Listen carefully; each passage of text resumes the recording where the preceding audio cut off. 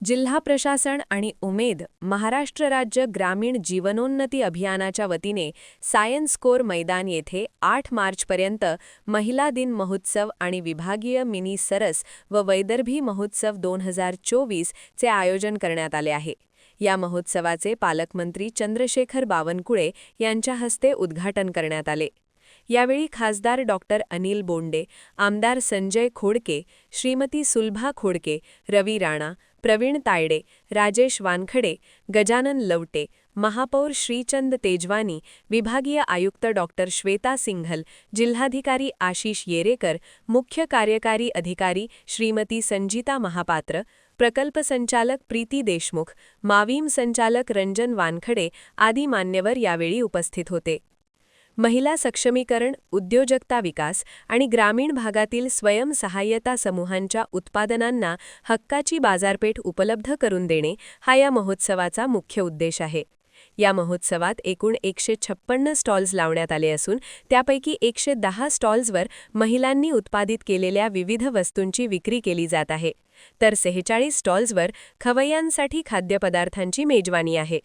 The flavour of Maharashtra अंतर्गत सिंधुदुर्गचे कोकणी पदार्थ, कोल्हापुरी, जळगाव आणि नागपूरच्या विशिष्ट जेवणाचा आस्वाद अमरावतीकरांना घेत आहेत।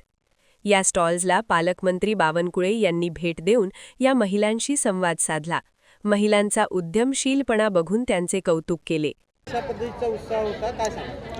आज मार्च 4 पासून 8 तारीखपर्यंत विभागीय मिनी सरस आणि वैदर्भी महोत्सव आपण सायन्स कोर ग्राउंडला राबवत आहोत। हे दरवर्षी मागच्या 3 वर्षापासून आपण वैदर्भी महोत्सव राबवत आहोत। यामध्ये मागच्या 3 दिवसामध्ये जवळपास 30 लाखाच्या वर महिला बचत गटांची विक्री झालेली आहे। यामध्ये 130 वस्तूच्या बचत गटांचे स्टॉल आहे आणि 40 खानावळीचे स्टॉल लागलेले आहेत। यावर्षी आपण थोडं नाविन्यपूर्ण प्रकरण म्हणून फ्लेवर्स ऑफ महाराष्ट्र, ज्यामध्ये कोल्हापूर, अकोला, वर्धा त्या ठिकाणी पण खानावळीचं स्टॉल बचत गटांना बोलवले होते। बिकॉज आमच्या 2 वर्षामध्ये असं लक्षात आलं की बचत गट खानावळीवरती खूप जास्त लोकांचं प्रेम असते, तर जरी आपण वेगळं काही चव आणले तर लोक अजून अट्रॅक्ट होतील आणि गर्दी वाढतील।